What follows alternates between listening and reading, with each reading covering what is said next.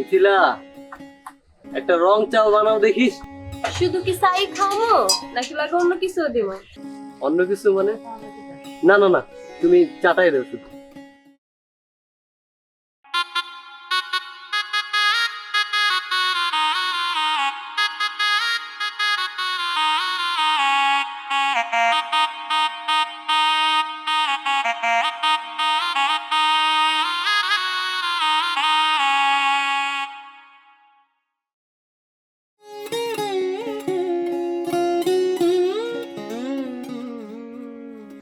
আচ্ছা মিথিলা, তোমাকে একটা কথা বলি।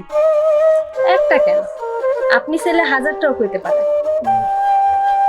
আমি যে তোমার দোকানে মাঝে মাঝে আসি, এই যে চা খাই, এটার কিন্তু একটা উদ্দেশ্য আছে, তুমি কি জানো? আপনার উদ্দেশ্য কি আমি কেমনে করবো? আমি তোমার দোকানে এই যে মাঝে মাঝে রং চা খেতে আসি, সেটা একটাই কারণ, তোমাকে দেখতে। তোমাকে আমার ভীষণ ভালো লাগে। আপনি এসব কি কইতাছেন? আমার কিন্তু লজ্জা করতেছে।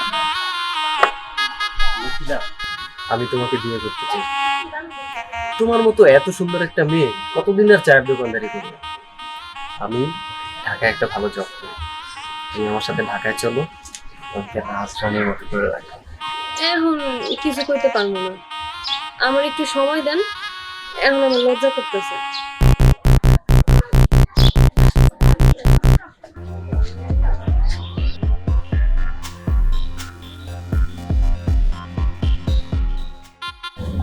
কে ফোন করছিল? কেউ না, আমার আবার কে কল করবো? ওই যে কাস্টমার কেয়ার থেকে ফোন দিছি, কি জানি কি কইতেছে। আচ্ছা আচ্ছা, তুমি কিন্তু বললা না তুমি আমার সাথে ঢাকায় যাবে কিনা, আমাকে বিয়ে করবে কিনা। এত তাড়াতাড়ি সিদ্ধান্ত নেওয়া কি ঠিক হইব? আরে তুমি কোনো চিন্তা করো না তো, আমি তো ঢাকায় সব ব্যবস্থা করে রাখছি। তুমি এক্ষণ রাজি হবা, আমি তোমার এক্ষণ ঢাকায় নিয়ে যাবো। সত্যি সবকিছু ঠিক করে রাখছেন? হ্যাঁ। তাইলে আমার যাইতে কোনো আপত্তি নেই। আরে বাহ, এই মেয়ে তো দেখি আমার ফাঁদে পা দিয়ে দিয়েছে। এত বড় দান কিছুতেই মিস করা যাবে না। যে করেই হোক এই মেয়েকে দিয়ে মোটা অঙ্কের টাকা হাতাইতে হইব। ও চলো যাও।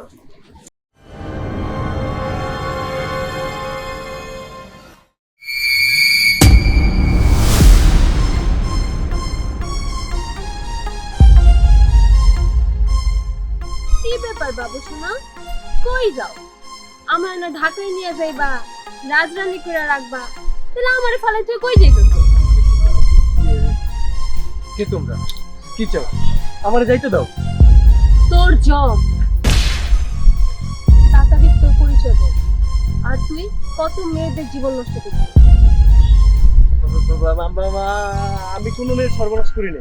ভালোই ভালোই বলতেছি বল, না হলে তোকে এইখানেই পুঁতে ফেলবো। আমি তো কিছুই বুঝতেছি না। তুমিই বাগে, তুমি তো চাওয়ালি। ওনার পরিচয় জানতে চাস? ওনার পরিচয় জানলে সামলাতে পারবি তো? শুনবি তো উনি কে? উনি হচ্ছে আমাদের নতুন সিআইডি অফিসার মিথিলা রহমান। তোকে ধরার জন্য আমাদের এত প্ল্যান। কি বাবু সোনা, এবার তুই চিনতে পেরেছো? এবার বল তোর সাথে সাথে এই পাচারকারে কে কে যুক্ত আছে? আর নাইলে এমন মার মারবো না 14 গোষ্ঠীর নাম ভুলাই দিব। বলতেছি আমাকে ক্ষমা করে দিন প্লিজ, আমি আর কখনো এরকম কাজ করবো না। কি ভেবেছিস মেয়েদের সরলতার সুযোগ নিয়ে দিনের পর দিন পাচার চক্রে চালিয়ে যাবি আর তোকে কেউ ধরতে পারবে না? তুই যে এই গ্রামে আসিস আর এই যে ফাঁদ পাততেছিস, এগুলো আমরা সব জানতাম। তোকে হাতে নাতে ধরার জন্য আমাদের এই ছদ্মবেশ। বল আর কত মেয়ের জীবন নষ্ট করছিস আর কোথায় কোথায় পাচার করেছিস বল। বলছি আমি আসলে মেয়েদেরকে প্রেমের ফাঁদে ফেলে ওদেরকে বড় বড় কাস্টমারদের কাছে বিক্রি করে দিতাম, ওদেরকে দিয়ে দেহ ব্যবসা করাইতাম, বিদেশে পাচার করে পাচার চক্র চালাইতাম। আমি অনেক ভুল করে ফেলছি, আমাকে ক্ষমা করে দিন প্লিজ। থু, এই জঘন্য কাজ করতে তোর বুক কাঁপলো না? তোর মা বা বোনদের সাথে যদি এরকম হইতো তখন তোর কেমন লাগতো? আর আমি যদি এই মাটিতে তোকে পুঁতে ফেলি না, তবু আমার গায়ের জ্বালা মিটবে না। আমরা আইনের লোক, তোর ব্যবস্থা করবে আইন। আর তোর এমন ব্যবস্থা করবে না তুই ভাবতেও পারবি না। অফিসার, একে অ্যারেস্ট করুন। তার এমন শাস্তির ব্যবস্থা করুন যে বা যারা মেয়েদের অসম্মান করে, তার শাস্তি যে কত নির্মম হতে পারে পুরো পৃথিবী ইতিহাস হয়ে থাকে। ভবিষ্যতে কেউ যদি এই ধরনের অন্যায় করতে যায় যেন তারা 10 বার ভাবে। এই ব্যবস্থা করুন এই বাবুসুর, তাকে দেখে যেন বুঝতে পারে যে মেয়েদের ইজ্জতে হাত দিলে কি ধরনের শাস্তি দেওয়া হয়।